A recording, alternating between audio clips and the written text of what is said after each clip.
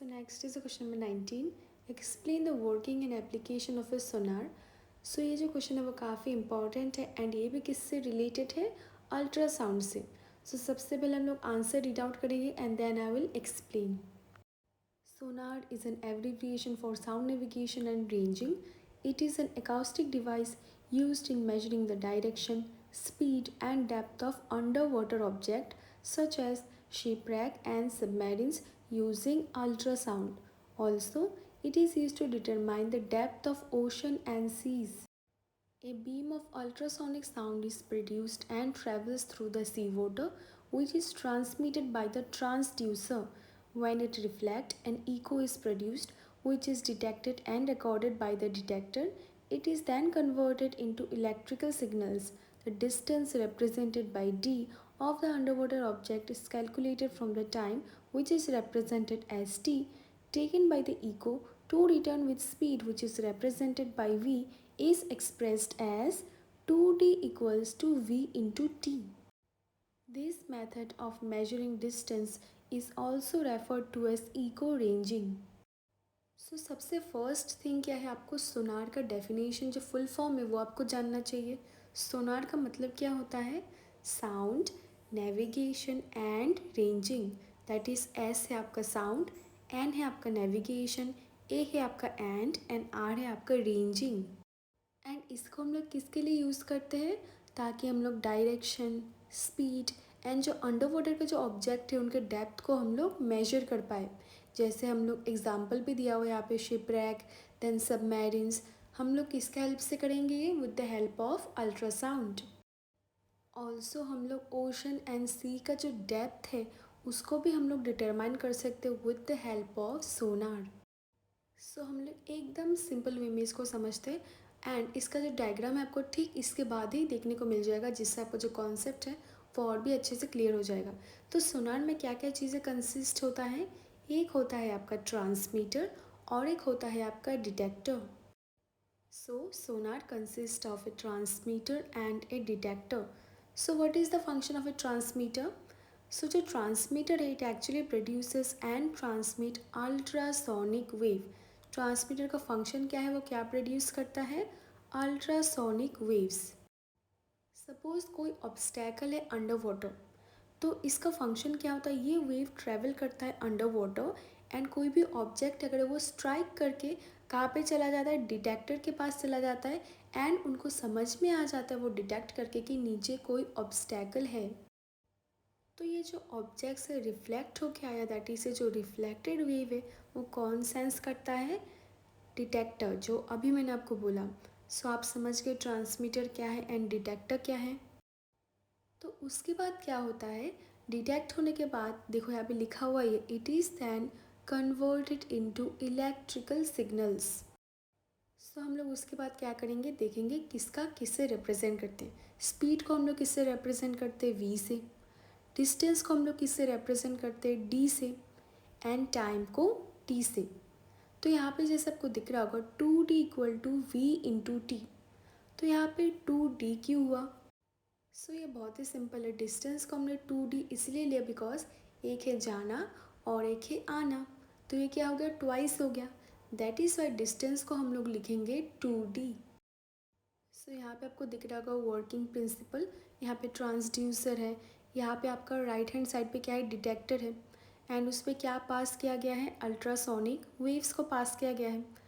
तो अगर कोई भी लाइक ऑब्स्टैकल अगर हुआ तो वो क्या होगा, ये जो वेव्स है वो सबसे पहले क्या होगा, ट्रैवल होता है वाटर से एंड कोई भी अगर ऑब्जेक्ट वो स्ट्राइक होके क्या होता है, रिफ्लेक्ट बैक हो जाता है.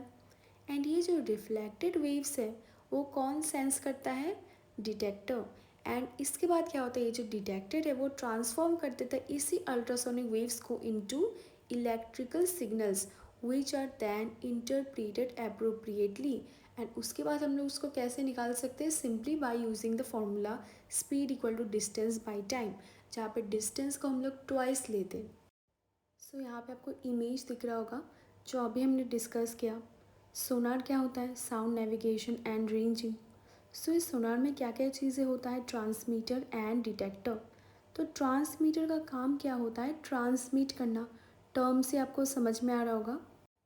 सो ये जो वेव्स है वो ट्रैवल करता है वाटर पे, एंड कोई भी अगर ऑब्स्टेकल हो नीचे वो उससे स्ट्राइक होकर रिफ्लेक्ट बैक होता है, एंड वो डिटेक्ट कौन कर पाता है, ये जो रिफ्लेक्टेड वेव है उसको सेंस या फिर डिटेक्ट कौन कर पाता है, यही डिटेक्टर जो आपको यहाँ पे दिख रहा होगा। Next is the question number 20. A sonar device on a submarine sends out a signal and receives an echo 5 seconds later. Calculate the speed of sound in water if the distance of the object from the submarine is 3625 meter. So one by one we'll see time taken to hear the echo क्या है आपका 5 second. Similarly distance of the object from submarine is 3625 meter. तो जो total distance travel किया by sonar during reception and transmission in water, आप simply क्या करोगे उसको फॉर्मूला पे पुट कर दोगे V = 2D/T। V आपका जगह पे रहेगा, आपको मैं कैलकुलेशन बोल रही हूँ आपको कैसे करना है। फिर 2 इंटू क्या होगा आपका मल्टीप्लाई किससे होगा 3625 डिवाइडेड बाय टाइम है आपका 5 सेकेंड। सो जो फाइनल आंसर आएगा वो आपका होगा 1450 मीटर पर second. So next is question number 21. Explain how defect in a metal block can be detected using ultrasound. So ultrasound के रिलेटेड आपको दिख रहा है कितना सारा क्वेश्चन है। अगर आपको इसका कॉन्सेप्ट क्लियर होगा, अगर आपको एग्जाम में कैसे भी घुमा के दे, you can easily answer this kind of question. So यहाँ पे देखो क्या बोला है। सो एक मेटल ब्लॉक का हम लोग डिफेक्ट कैसे डिटेक्ट कर सकते हो with the help of ultrasound, that you have to explain. Defective metal block will not allow ultrasound to pass through them and reflect it back. This technique is used in detecting defect in metal blocks. Make a setup as shown in the figure जो आपको next slide पे दिखेगा, with ultrasound being passed through one end, detectors placed on the other end of a metal block. Since the defective part of the metal block does not allow ultrasound to pass through it will not be detected by the detector, and in this way defect in metal block can be easily detected with the help of ultrasound. सो यहाँ पे किसका बात किया गया है metal blocks का। तो जो मेटेलिक कंपोनेंट होता है वो क्या होता है डिफरेंट साइजेस का होता है, डिफरेंट शेप्स का होता है, एंड ये कॉमनली किस पे यूज़ किया जाता है कंस्ट्रक्शन साइट्स पे, जैसे ब्रिजेस पे यूज़ किया जाता है, बिल्डिंग्स पे यूज़ किया जाता है, इवन फ्लाईओवर्स पे यूज़ किया जाता है। But now comes the most important part, that is how can we detect any cracks or defects in these components. So उसके लिए क्या होता है अल्ट्रासोनिक वेव्स को पास किया जाता है। किससे पास किया जाता है थ्रू द मेटल कंपोनेंट, जो आपको नेक्स्ट स्लाइड पे उसका डायग्राम दिख जाएगा। तो ये जो वेव्स है वो क्या होता है ट्रांसमिट होता है, एंड उसको कैसे डिटेक्ट किया जाता है with the help of detectors.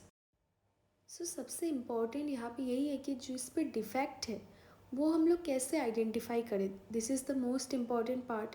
यहाँ पे क्या लिखा हुआ है देखो, since the defective part of the metal block does not allow ultrasound to pass through it will not be detected by the detector.